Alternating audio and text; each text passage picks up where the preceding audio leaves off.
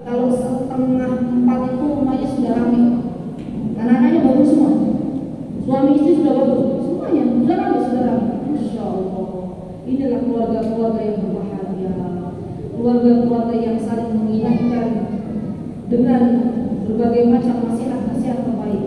Inilah saatnya di mana seorang ayah menasihati anak-anaknya. Inilah saatnya di mana seorang suami menasihati istri. Seorang istri itu subhanallah butuh nasihat, butuh nasihat. Maka waktu yang terbaik adalah malam hari tadi. Ya, malam hari itu waktu terbaik seorang suami memberikan nasihat kepada istrinya. Masyaallah. Baik. Kemudian ya akhwat, lihat setelahnya. Apa kata Ibunda Aisyah? Jika beliau sakit atau malas, maka beliau melaksanakan sholat dengan duduk. Maksudnya di sini ya akhwat, ketika saya membaca syarahnya, maka yang dimaksud malasnya Rasulullah itu bukan berarti Rasulullah nggak mau beribadah, bukan. Tapi maksudnya di sini adalah karena beliau kurang fit atau sakit, maka beliau tetap melaksanakan salat malam. Caranya apa? Duduk, dan itu diperbolehkan. Ya. Untuk salat sunnah, kalau memang untuk salat wajib saja, kalau nggak bisa berdiri boleh duduk. Apalagi salat sunnah, boleh duduk, boleh. Dan ini kita ajarkan kepada anak-anak. Nah, kalau kamu sakit tetap salat sunnah, tapi duduk boleh, duduk boleh. Ibunya aja. Dan subhanallah ya akhwat ya, subhanallah. Rasulullah SAW adalah contoh bagi kita semuanya. Bagaimana beliau membangunkan istri-istrinya, bagaimana beliau menjadi suri tauladan untuk kita dalam bangun salat malam, bagaimana beliau menjadi teladan bagi kita untuk senantiasa menjaga hal-hal yang Allah perintahkan, subhanallah. Dan beliau sallallahu alaihi Muhammad yang kita bersalat kepada beliau adalah teladan dari segala apa yang ada di dunia ini, subhanallah. Baik. Kemudian ada yang next selanjutnya ada sebuah doa. Nah ini dia Pak. Jadi di antara yang tips agar kita itu nggak mager, nggak malas gerak.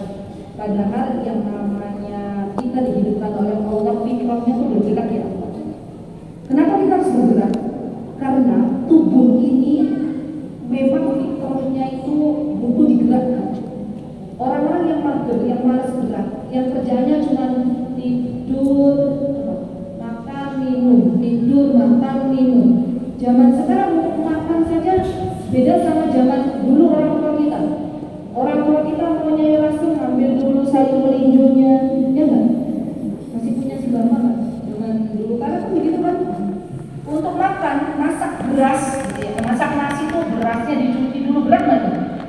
Belum lagi nanti bikin apinya, bukan lagi kayak zaman sekarang pakai gas.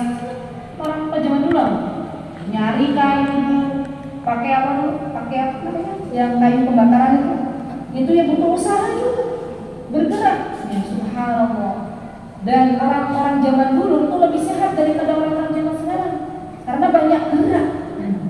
Zaman sekarang apa-apa sudah dimudahkan oleh Allah SWT. Tentang makanan. Ya toh? Saya nggak menyebutkan aplikasinya, cuma menyebutkan lulu ya. Tahu lulu nggak? Tentang makanan. Dimanjakan sekali. Tapi efeknya karena malas gerak, kerjaannya cuma tidur, makan, minum, akhirnya badannya jadi melar. Ya. Melarnya bukan ke atas tapi ke samping. Orang kalau sudah badannya terlalu berat, maka biasanya malas beribadah. Penyakitnya satu persatu datang. Jadi saya sepakat lah sama Mbak Ika.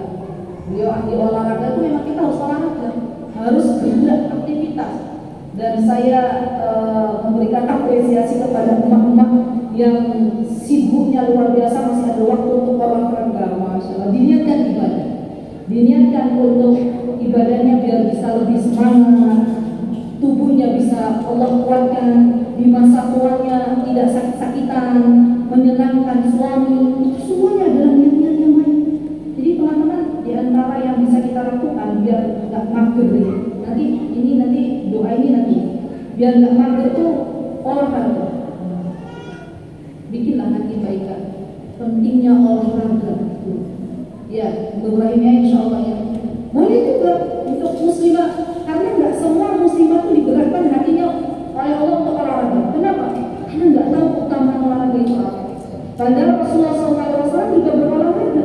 Beliau berlomba lari dengan istrinya beliau, dengan ibunda Aisyah radhiyallahu anha. Jadi olahraga itu adalah hal yang memang diperbolehkan juga. Ya. Yang pasti olahraga itu tujuan utamanya agar lebih semangat dalam beribadah kepada Allah Subhanahu wa taala. Dan kita sebagai seorang muslimah juga harus tahu ya mana batasan-batasan yang diperbolehkan jika kita berolahraga, mana batasan-batasan yang dilarang. Itu juga harus dibaca. Jadi saya senang ketika mendengar ada akhwat, alhamdulillah sudah masuk dalam komunitas olahraga. Alhamdulillah, senang. Baik. Kemudian di sini ada doa yang diajarkan oleh Nabi kita Muhammad SAW. Ada di buku hitam, ada bahasa Arabnya. Sudah hafal semua belum doanya? Yuk dibaca bareng-bareng. Allahumma, baca 1, 2, 3. Yang belum ada kitabnya, ada berapa? 1 ya? Barengan. Al-Fatihah ya pinter, masya Allah, cerdas. Di foto dulu, masya Allah, barakallahu fiik, kasih. Foto dulu. Di foto kitabnya, jangan selfie. Foto bukunya kasih ke temannya. Dan masya Allah, alhamdulillah jamaah kalian sudah cerdas. Alhamdulillah.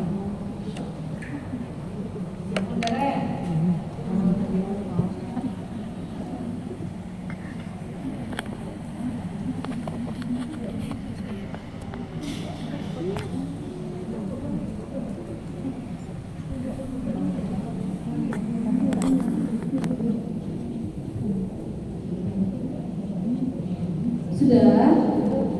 Baik, kalau sudah kita baca bareng-bareng yuk. 1, 2, 3.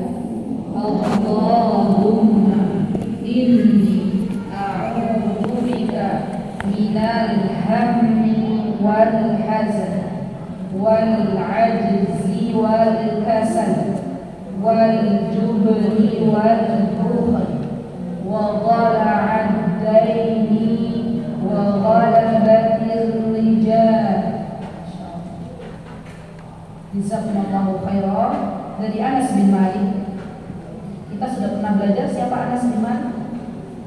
Bagi teman-teman yang baru bergabung, sudah pernah tahu siapa Anas bin Malik? Mbak siapa tadi yang sebelahnya kemarin? Iya, Mbak yang baru datang. Siapa Anas bin Malik? Monggo silakan. Pernah kenal Anas bin Malik? Belum kenal. Kalau Ibunda Aisyah sudah kenal? Kenal ya? Masya Allah, baik. Sedikit saya cerita tentang Anas bin Malik. Anas bin Malik itu seorang sahabat, sahabatnya Rasulullah SAW. Dan ketahuilah wahai saudariku bahwa definisi sahabat itu adalah orang-orang yang hidup sezaman dengan Nabi kita Muhammad sallallahu alaihi wasallam, beriman dan wafat dalam keadaan beriman. 3 poin ini harus ada. Hidup sezaman dengan Rasulullah SAW, kemudian beriman dalam keadaan beriman ketika Nabi kita Muhammad SAW beliau mengajarkan apa itu Islam, beliau beriman, mereka beriman, dan yang ketiga diwafatkan dalam keadaan beriman. Kalau ada orang yang hidup sezaman dengan Rasulullah tapi tidak beriman, apakah disebut sebagai seorang sahabat? Bukan. Kalau ada orang yang beriman kepada Rasulullah SAW, hidup sezaman dengan beliau, tapi meninggal dalam keadaan murtad, apakah disebut sahabat? Bukan. Ya. Dan definisi yang saya dapatkan dalam beberapa kitab yang benar adalah seorang sahabat tidak mesti melihat. Ya. Jadi seorang sahabat Nabi itu nggak harus melihat Rasulullah SAW. Kenapa? Karena Ibnu Ummi Maktum yang mana beliau tidak bisa melihat, beliau seorang tunanetra. Beliau tetap dikatakan sebagai seorang sahabat karena hidup sejaman dengan Rasulullah SAW, beriman kepada Rasulullah SAW, dan meninggal dalam keadaan beriman. Ya. Dan ketahuilah wahai saudariku bahwa Anas bin Malik adalah putranya Ummu Sulaim. Tahu Ummu Sulaim? Pernah kenal di mana dengan Ummu Sulaim? Ummu Sulaim adalah istri yang salihah. Ya, PR. Bagi yang pengen jadi istri salihah, baca biografinya Ummu Sulaim. Itu bagus banget. Ibu yang cerdas, istri yang taat kepada suami. Subhanallah. Ya, Ummu Sulaim. Ummu Sulaim istrinya Ummu Sulaim ibunya Anas bin Malik. Ya. Nah, beliau Ummu Sulaim ini subhanallah seorang ibu yang sangat cerdas. Beliau ingin memberikan yang terbaik untuk putra tercintanya yaitu Anas bin Malik. Apa yang diberikan oleh Ummu Sulaim kepada Anas bin Malik ya akhwat? Yang diberikan untuk putranya adalah guru terbaik di dunia ini yaitu Rasulullah SAW. Maka beliau titipkan Anas bin Malik untuk duduk bareng bersama Rasulullah SAW berkhidmat kepada Rasulullah SAW untuk mengambil ilmunya sebenarnya. Dan kemarin ketika saya membahas kitab dalam salah satu kitab Umdatul Mar'ah di hari Kamis kemarin di Riyadul, di mana saya mengisi di teras Quran, Riyadul apa namanya, kajian Raudhatus Shalihah, itu kita membahas tentang Ibnu Abbas. Jadi Ibnu Abbas juga Abdullah bin Abbas itu putranya Abbas, ya. Beliau juga pernah suatu hari dititipkan kepada Rasulullah SAW. Untuk apa ya? Untuk belajar dari Rasulullah SAW, belajar adab. Maka pentingnya bagi ibu-ibu, ya, terutama yang punya anak laki-laki atau anak perempuan juga nggak apa-apa. Yang perempuan dititipkan kepada guru perempuan, yang laki-laki dititipkan kepada guru laki-laki. Penting sesekali menitipkan anak kita barang sehari atau 2 hari dan berinteraksi langsung dengan gurunya yang saleh. Ya. Alhamdulillah wa syukurillah, saya mendapatkan juga banyak pelajaran ketika kemarin saya menitipkan putri sulung. Jadi nggak ikut ke, kami tinggal di apartemen kemarin ketika di Mekah, dan waktu itu saya sengaja bilang ke putri sulung saya, nah, kamu kalau mau nggak usah pulang ke apartemen. Kalau mau Umi sama Abi izinkan untuk duduk bareng Syekhah, bareng semalam nggak apa-apa di sini di masjid, duduk aja di sini bareng. Allahu Akbar, itu baru semalam ya Allah. Apa yang terjadi besoknya, keesokan harinya, putri saya bercerita, Abi, jazakallah khair sudah mengizinkan anak untuk duduk bareng Syekhah di masjid ini juga. Alhamdulillah dapat banyak sekali adab dari Syekhah. Betul, memang kadang anak-anak kita perlu seperti itu, dimasukkan, dititipkan kepada orang-orang saleh untuk melihat bagaimana kehidupannya agar anak-anak kita belajar adab. Dan itu sudah dilakukan oleh Ummu Sulaim.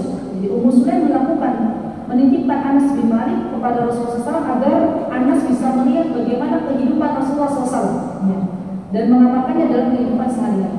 Maka tidak heran kalau Anas bin Malik ini seorang perawi hadis. Ya, ada banyak hadis-hadis yang diriwayatkan oleh Anas bin Malik karena memang kebiasaan beliau menemani Rasulullah SAW. Ya, alhamdulillah sudah tahu siapa Anas bin Malik. Baik, Anas bin Malik beliau berkata, apa kata beliau? Ini kan insya Allah dari mana coba beliau tahu? Karena beliau duduk mulazamah langsung dengan Rasulullah SAW. Nabi kita Muhammad SAW yukthir. Kalau ini akhwat garis bawahi kata yukthir. Yukthir itu artinya memperbanyak. Jadi doanya itu nggak sedikit, terus sering. Yukthir itu memperbanyak. Jadi bukan sedikit-sedikit berdoa, tapi banyakin doanya. Bukan sedikit berdoa, tapi dikit-dikit berdoa. Beda kan? Sedikit berdoa dengan dikit-dikit berdoa itu beda. Dan ketahuilah ya akhwat bahwa doa itu ibadah. Gak ada ruginya kita berdoa, minta sama Allah.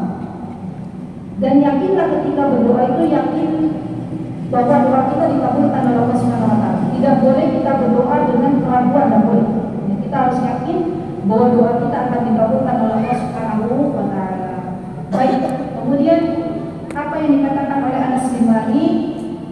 kita Muhammad SAW senantiasa memperbanyak sebuah doa.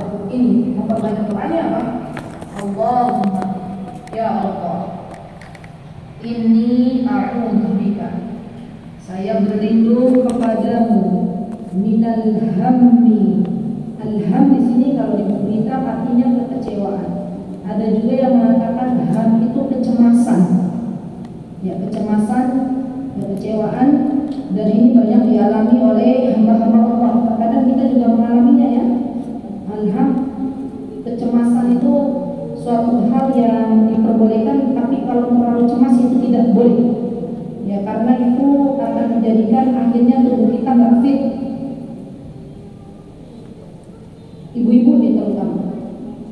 Ibu-ibu itu biasanya rasa cemasnya lebih daripada bapak-bapak. Mana yang lebih banyak, ibu-ibu atau bapak-bapak?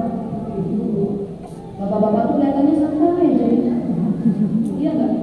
Ibu lihat begitu nggak? Pak, kok santai banget kok Pak? Ya Allah Pak, saya sudah, ya Allah anakku begini, ya Allah Pak, kok santai banget gitu. Jadi ibu-ibu kan kecemasan. Kalau bapak-bapak kelihatannya santai. Kalau terlalu cemas itu yang nggak boleh. Yang nggak boleh terlalu cemas. Karena itu akan membuat badan kita nggak fit. Terlalu banyak cemas. Baik. Wal hazan kesedihan. Kita berlindung dari kesedihan. Kesedihan yang terlalu dalam juga tidak baik bagi kita. Sedih boleh, tapi terlalu sedih tidak boleh. Setiap diri kita itu pasti diuji ya Allah. Ujian kita itu berbeda-beda. Seseorang yang dia sudah menerima ujian dengan ridho kepada Allah Subhanahu wa taala, maka dia akan menjadi lapang dadanya. Teman-teman, saya mau tanya. Kita nih kalau diberikan cuaca oleh Allah, hujan terus, kita bisa bersabar nggak dengan hujan? Bisa bersabar? Bisa nggak bersabar dengan hujan? Bisa kan? Pakai payung, bersabar nggak? Bisa. Cuacanya pas panas terus. Jadi kalau di Indonesia begitu kan, kita bisa bersabar nggak dengan panas? Bisa. Dan ketahui ya, panas dinginnya Indonesia tuh nggak seberapa kalau dibandingkan dengan Timur Tengah ya Allah. Di Timur Tengah itu sekalinya dingin itu, sekalinya musim dingin di waktu syita, musim dingin itu namanya syita, itu -1, -3. Ya. Pernah nggak hidup di sebuah cuaca -3 ya? Pernah? Kalau yang kami rasakan dinginnya tuh sampai nusuk tulang. Kita sudah pakai sarung tangan, sudah pakai jaket, sudah pakai selimut, kerudung tetap masih dingin. Namun kita bisa bersabar, kenapa? Karena kita tahu setelah dingin pasti panas. Ya, kan nggak selamanya musim penghujan terus, pasti ada musim panas. Nggak selamanya musim dingin terus, pasti ada musim panas. Itu juga dengan ujian. Ujian itu nggak selamanya kita selalu diberikan oleh Allah sesuatu yang tidak enak. Tidak. Pasti Allah akan berikan nikmat. Setelah hujan ada pelangi, benar ya? Masya Allah. Bagi siapa yang saat ini sedang bersedih, jangan terlalu bersedih. Kenapa? Karena terlalu bersedih itu juga tidak baik bagi tubuh. Terlalu cemas tidak baik, terlalu sedih tidak baik, terlalu kecewa, kalau tadi Ham dikatakan kecewa juga tidak baik. Masya Allah, teman-teman, saya dikirimi video oleh putrinya yang kemarin meninggal, nenek usia 91 tahun itu. Video nenek tersebut ada di HP saya jadi ingat. Apa coba teman-teman? Ternyata tips biar sehat terus. Beliau bilang ke anaknya di videonya itu, terus harus gimana Mbak? Apa jawaban beliau? Legowo. Tahu legowo nggak teman-teman? Ya wis rapopo. Ya udah nggak apa-apa. Ada rasa kecewa, ya wis rapopo. Ada rasa sedih, ya wis rapopo. Dan itu lebih menenangkan jiwa. Bahasanya mungkin ridho ya. Kalau bahasa kitanya tuh ridho, tapi bahasanya orang zaman dulu kan legowo, ya wis rapopo. Justru sehat badannya. Masya Allah. Jadi yang sedih tidak usah bersedih terlalu dalam, boleh bersedih tapi tidak terlalu dalam. Nah itu nggak baik. Sesuatu yang terlalu itu juga nggak baik. Bahagia boleh bahagia, terlalu bahagia juga baik. Ya Masya Allah. Baik. Kemudian di sini wal ajiz. Al-ajiz itu ya akhwat lemah. Kita berlindung dari Allah Azza wa Jalla dari kelemahan. Kenapa? Karena Allah mencintai sesuatu yang kuat. Dalam menghadapi hidup itu harus bersemangat. Ya, apa kata Rasulullah SAW? Ihris ala ma yanfa'u. Bersemangatlah dengan hal-hal yang bermanfaat. Kita seorang muslimah itu nggak boleh yang namanya lemah. Kita harus bersemangat. Kenapa kita bersemangat? Karena masih diberikan waktu untuk bisa menanam amal saleh. Karena masih diberikan waktu untuk bisa menebar manfaat. Karena masih diberikan usia untuk beramal saleh. Maka bersemangatlah. Tidak usah kita malas. Di sini dikatakan wal kasal dan malas. Padahal kita tahu waktu yang kita habiskan di dunia ini akan dimintai pertanggungjawaban oleh Allah Subhanahu wa taala. Bukankah Rasulullah SAW pernah mengatakan, apa kata beliau? La tazula qadama 'abdin yaumal qiyamati hatta yus'al an arba'. Tidaklah kaki kita bergerak, kata Rasulullah, kecuali ditanya 4 perkara. Tulis, kita nanti mempertanggungjawabkannya. Yang pertama, an umrihi fima afna, waktu, usia. Ditanya usia yang ditanya. Untuk apa kau habiskan waktumu dari jam sekian sampai jam sekian? Ditanya nanti sama. Yang kedua, wa'an syababi. Nah, di sini ada nggak adik-adik yang usianya di bawah 30 tahun ada? Nah, Mbak, saya kira jangan ibu. Sudah nikah belum? Sudah nikah belum? Tak boleh zawaj billahi rajulin salih. Amin. Semoga Allah menikahkan engkau dengan laki-laki yang saleh dan juga bagi yang belum menikah. Ya, amin. 21 ya, berarti masih muda. Yang di bawah 30 tahun, hati-hati. Gunakan masa muda dengan baik. Kenapa? Karena ditanya sama Allah Subhanahu wa taala. Jadi memang subhanallah, waktu muda itu waktu yang sangat berharga ya Allah. Kenapa waktu yang sangat berharga? Karena masa-masanya Allah kuatkan badannya, ya. Kalau kita emak-emak, apalagi nenek-nenek, duduk mendengarkan pengajian 2 jam sudah ribu-ribu semua badannya, ya. Baca buku sudah baru berapa lembar sudah begini kacamatanya, ya. Kemudian kalau anak-anak muda itu subhanallah nggak banyak pikiran, nggak kayak orang-orang sepuh kan, orang-orang kita orang tua, ya. Banyak pikiran, SPP anak belum dibayar, gitu. Besok makan apa, masih besok. Lah hari ini apa yang dimasak, gitu ya. Ini belum, itu belum, subhanallah. Anak muda masih masya Allah, masih bagus badannya, pikirannya belum rumit seperti emak-emak. Masya Allah, harus punya lebih semangat. Dan waktu syabab, waktu muda itu kalau dalam Islam rentang waktunya di bawah 30 tahun. Jadi kalau ada usia 29, 11 bulan, 11 hari itu masih muda. Contoh, ibu masih muda ibu? Kalau ketawa-tawa usianya berapa? Berapa usianya ibu? Saya penasaran.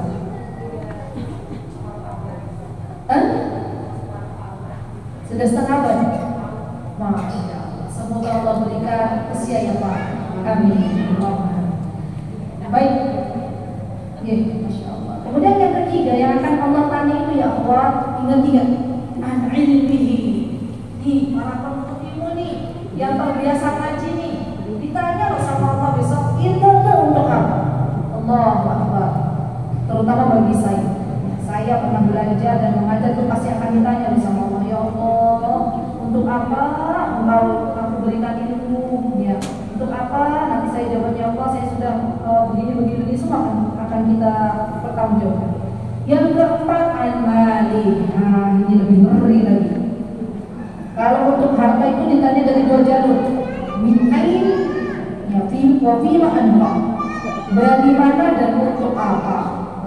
Ngeri lagi nih.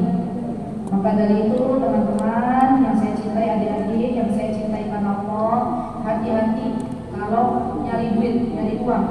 Zaman sekarang itu ada seorang ibu yang bercerita ke saya. Dia menyesal punya putri yang selebgram. Jadi artis dia dia bilang ya Allah, beri dosaku, kenapa kok putri itu selebgram dia.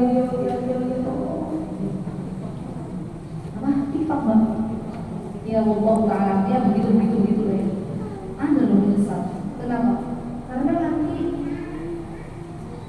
hasil yang uang yang dihasilkan itu belum tentu halal, ya toh? Dan hati-hati ya Allah. Zaman sekarang itu banyak orang yang mendapatkan uang sudah tidak lagi memikirkan mana halal mana haram. Ya. Ada mungkin orang mengatakan boleh yang halal aja. Boleh yang halal aja mau susah. Gimana? Boleh yang haram aja susah. Kemudian yang halal. Jangan kita ikut-ikutan. Insya Allah kita semuanya dimudahkan untuk mendapatkan yang halal. Perbanyak doa. Allahumma qini bihalalika an haramik wa ghnini bifadlika amman siwa.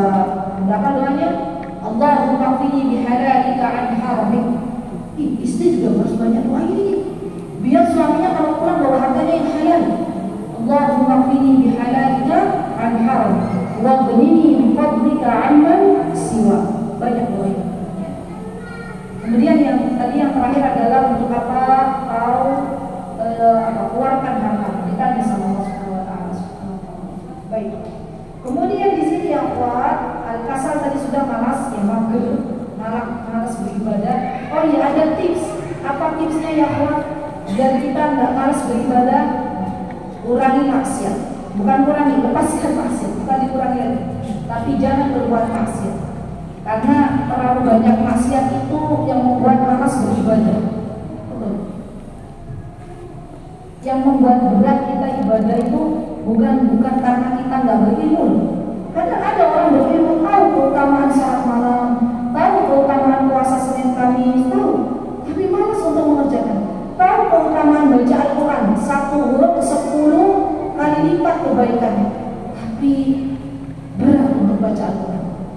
Yang memberatkan adalah dosa-dosa dan maksiat yang dilakukan. Yang kedua, perbanyak baca doa. Ya Allahumma inni a'udzubika minal kasal. Minta sama. Allahumma inni a'udzubika minal hammi wal hazn wal jubni wal bukhl wal 'ajzi wal kasal. Ada riwayat yang begitu, itu juga boleh. Yang ketiga ya akhwat, perbanyak doa. Allahumma a'inni 'ala dzikrika wa syukrika wa husni ibadah. Itu kita minta tolong sama Allah Subhanahu wa taala agar dimudahkan untuk beribadah kepada Allah Subhanahu wa taala. Dan yang keempat, banyak duduk di majelis ilmu. Karena seseorang kalau duduk di majelis ilmu, minimal dia tahu keutamaan dari sebuah ibadah. Beda orang yang belum tahu keutamaan sebuah ibadah dan yang sudah tahu keutamaan sebuah ibadah, maka dalam aplikasi kehidupan sehari-harinya akan berbeda. Oh iya, saya tahu alhamdulillah kalau sholat syuruk itu fadilahnya umroh, ya fadilahnya dapat pahala umroh. Kalau sholat syuruk itu sholat yang dilakukan ketika menunggu seseorang waktu subuh berdiam diri, kemudian tunggu matahari terbit tunggu 10 menit, baru kemudian sholat 2 rakaat, dia akan mendapatkan pahala umroh sempurna dan sempurna. Orang-orang yang mengetahui fadilah ini, maka nggak berat dia untuk menunggu sampai datangnya syuruk kemudian salat 2 rakaat. Kenapa? Karena dia paham ini adalah keuntungan yang banyak sekali, ya, ditulis oleh Allah Subhanahu wa taala dengan pahala umroh yang sempurna dan sempurna. Orang-orang yang mengetahui fadilah puasa Syawal, ya 6 hari puasa Syawal yang dikerjakan setelah dia mengerjakan puasa ibadah Ramadan, yang berilmu tahu oh pahalanya adalah saum mudah puasa setahun penuh, maka dia akan bersemangat ya, untuk berpuasa. Ya Allah, saya pengen hitungan puasaku 1 tahun penuh. Daripada saya puasa 336 hari, lebih baik puasa 36 hari. Jadi seseorang ketika mengetahui sebuah fadilah dari ibadah, dia lebih bersemangat untuk mengamalkannya.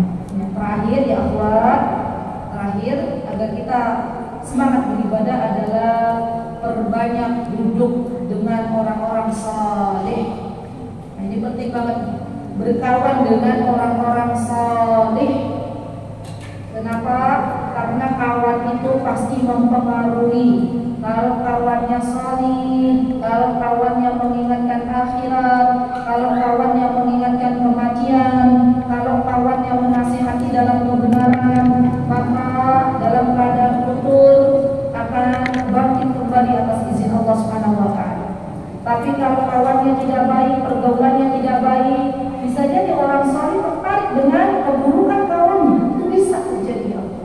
Maka hati-hati dalam bergaul, hati-hati dalam bergaul, hati-hati memilih komunitas, hati-hati dalam memilih apa tuh kalau zaman sekarang circle, gitu ya.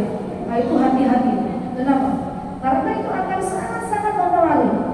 Jadi hati-hati dan kita mau minta sama Allah, ya Allah, berikanlah hamba komunitas orang-orang yang saleh.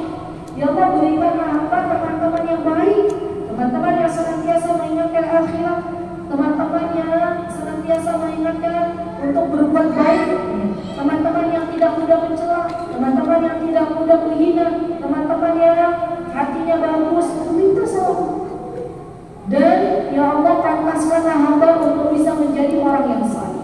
Ketahuilah wahai saudariku bahwa ada perkataan orang Arab yang mengatakan al-arwahu junudun mujannadah. Ruh kita itu saling bergandengan, satu frekuensi. Biasanya orang-orang yang gemar untuk belajar akan Allah gabungkan dengan orang-orang yang gemar belajar. Orang-orang yang hobi nongkrong di jalan, biasanya Allah akan gabungkan dengan orang-orang yang hobi nongkrong di jalan. Orang-orang yang senang nonton drama Korea, biasanya teman-temannya orang-orang yang suka nonton drama Korea. Saya sering mengatakan, demi Allah, drama Korea itu tidak ada manfaatnya sama sekali. Maukah kita ketika Allah wafatkan malaikat datang ketika kita sedang menonton drama Korea, terutama di anak-anak muda, tinggalkan. Jadi Allah nggak ada manfaat. Kemudian orang-orang yang suka dengan Al-Quran, orang-orang yang suka dengan Al-Quran, baik itu menghafal, tahsin ataupun tadabbur, maka Allah akan datangkan orang-orang yang semisal dengannya. Jadi kita pantaskan dulu, kita itu mau dikumpulkan dengan golongan yang seperti apa. Kalau kita pengen dikumpulkan dengan orang-orang saleh, maka Bismillah ya Allah, semoga Kau jadikan hamba saleh, sehingga Kau datangkan orang-orang saleh dan kehidupan hamba, orang-orang baik. Kalau kita pengen dapat teman-teman orang baik, pantaskan diri kita menjadi orang yang baik, Allah akan datangkan orang-orang yang baik. Insyaallah. Baik. Kemudian di sini al-jubn itu ya akhwat, di sini adalah ada yang mengatakan al-jubn adalah khianat, artinya ya. Tapi kalau di buku hitam ini artinya adalah ketakutan. Kalau di buku ini apa? Al-jubn artinya apa? Al-jubn. Apa Mbak bilang? Apa? Bantu Mama. Mengeceknya? Ya. Jadi al-jubn itu yang saya tahu artinya adalah khianat, pengecut. Tapi kalau di buku hitam boleh, yang di buku hitam boleh ditandai, ditambah. Kalau di buku hitam artinya ketakutan. Insyaallah Mufarah saya dapatkan nanti insyaallah ini ya. Bukunya nanti antum yang salah. Jadi bukan ketakutan, ya, tapi mencut atau sifat khianat. Karena takut itu bahasa Arabnya khauf. Ya, baik. Allahu Akbar. Ibu-ibu yang saya cintai karena Allah, orang yang diberikan amanah maka dia harus menunaikannya dengan baik. Dan sifat pengecut ini adalah salah satu sifat yang dimiliki oleh orang-orang munafik. Ya. Maka kita berlindung kepada Allah Subhanahu wa taala dengan sebuah doa, Allahumma inna na'udzubika minan nifaq. Ya. Karena orang-orang munafik itu nanti ditempatkan oleh Allah Subhanahu wa taala di darkil asfali minan nar, di keraknya neraka. Ya. Orang munafik itu apakah dia orang muslim? Bisa tidak orang muslim? Kan kita tahu kata Rasulullah di antara tandanya orang munafik kalau diberikan amanah dia berkhianat. Dan kita tahu ya Allah, amanah itu berat ya. Kalau bisa jangan meminta jabatan. Ya. Kenapa? Karena setiap yang dipikul dari sebuah amanah pasti akan kita pertanggungjawabkan di hadapan Allah Subhanahu wa taala. Baik, maka di sini kita minta kepada Allah Subhanahu wa taala berlindung dari sifat al-jubn, bentuk pengecut khianat. Wal bukhal. Bukhal ini pelit, korek, apa lagi? Pedit, ini artinya ya. Dan ketahuilah bahwa setiap hal yang kita keluarkan pasti Allah akan ganti, insyaallah. Wa dhara'ad-dain itu adalah kita minta berlindung kepada Allah Subhanahu wa taala dari ilitan hutang. Ya. Ketahuilah wahai saudaraku bahwa di antara kebahagiaan yang perlu kita syukuri kalau kita itu nggak punya hutang dan nggak punya cicilan, bersyukur, alhamdulillah. Berarti kalau yang punya hutang, yang punya cicilan nggak boleh bersyukur. Bersyukur dulu, minta sama Allah, ya Allah mudahkan hamba untuk melunasi hutang-hutang hamba. Dan jangan dibiasakan berhutang. Ini penting banget ya. Hutang itu bukan menjadi sebuah kebiasaan. Jangan ya. Saya banyak mendapatkan curhatan. Kalau zaman sekarang itu orang udah berhutang tapi susah untuk membayar. Bahkan kadang yang repot tuh malah orang yang diutangi. Kalau demikian ya akhwat, kalau kita mampu daripada kita susahkan di sana sini, kalau kita mampu kita minta sama Allah, ya Allah berikan rezeki yang barakah, rezeki yang luas, dan saya sudah memaafkan hutangnya fulan dan hutangnya fulan. Dan itu hitungannya adalah sedekah. Ya. Dan bagi kita ya akhwat tidak boleh bermudah-mudahan untuk berhutang. Kalau memang masih ada yang bisa kita pakai, kalau memang masih ada yang bisa kita pakai, maka janganlah berhutang hanya untuk sebuah keinginan. Ya. Janganlah berhutang hanya untuk sebuah keinginan. Dan bagi yang berhutang saya doakan semoga Allah mudahkan untuk melunasi hutang-hutangnya. Amin. Allahumma amin. Baik, kemudian di sini dikatakan wa ghalabatir rijal, dan dikuasai orang. Maksudnya orang-orang yang zalim. Ya. Orang-orang yang zalim, kita gak enak ya akhwat. Kita dekat sama orang zalim itu gak enak. Sama sekali ya.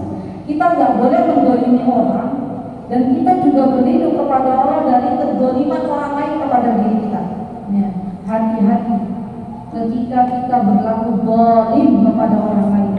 Maka orang-orang yang sengaja menzalimi orang lain di dunia, dia akan menjadi orang yang merugi di akhirat nanti. Ya. Apa kata Rasulullah SAW? Kata Rasulullah SAW, ada seseorang yang di akhirat itu sudah tidak dapat apa-apa, muflis, sudah bangkrut. Ya. Kenapa bangkrut? Karena dia ketika di dunia lisannya menzalimi orang lain, tangannya menzalimi orang lain, kakinya menzalimi orang lain, matanya mendolimi orang lain. Dan nanti di akhirat, subhanallah, orang-orang datang kepada Allah bercerita, ya Allah, saya didolimi oleh fulan. Maka Allah katakan, wahai fulan dan fulanah, sekarang ambil, saya izinkan bagi orang yang kau dulu dolimi, ambil kebaikan darimu. Subhanallah, diambil habis kebaikannya. Rugi nggak kira-kira ya? Rugi. Maka kita minta sama Allah, ya Allah, saya memohon kepada Engkau dijauhkan dari orang-orang yang zalim. Kalau teman-teman saat ini terzalimi, maka sebenarnya itu saatnya teman-teman berdoa, karena doanya orang-orang yang terzalimi adalah mustajab. Ya. Dan minta kepada Allah Subhanahu wa taala agar Allah berikan hidayah kepada orang yang menzaliminya. Jadi nggak separuh-separuh. Tadi malam saya baru saja membacakan sebuah buku ke putra saya, ke Hamzah. Masya Allah. Jadi kalau mau tidur tuh bacain buku. Bukunya isinya begini. Ini berapa semua? Ada yang namanya seorang ulama Ibrahim bin Adam atau Adam bin Ibrahim. Saya ada Adam bin Ibrahim Adam. Jadi ceritanya ulama ini ya. Beliau sedang berjalan. Kemudian ada prajurit istana yang mengendarai kuda dan berkata kepada ulama ini, kepada Ibrahim Adam ini, apakah kamu seorang hamba? Kata ulama ini, iya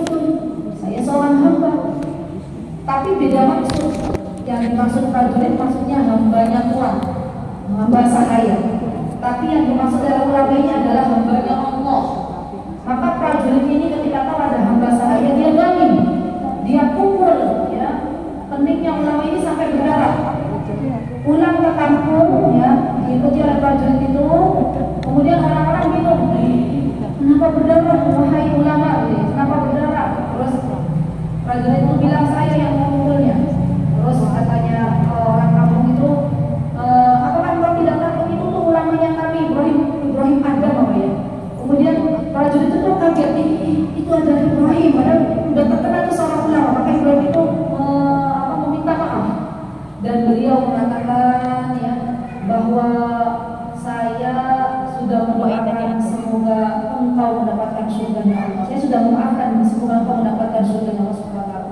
Dan orang kampung bilang, wahai ulama, ya, kenapa kau tidak marah? Kata beliau, bagaimana aku marah? Dia telah memberikan hadiah untukku dengan kezaliman yang dia buat kepadaku, Allah leburkan dosaku. Allah Akbar, lihat mindsetnya ulama itu luar biasa, ya. Ya kan? Mindsetnya luar biasa nggak? Nah, kita kalau didolimi orang lain ada menangis dan menangis. Ulama kalau didolimi orang lain, mindsetnya adalah apa?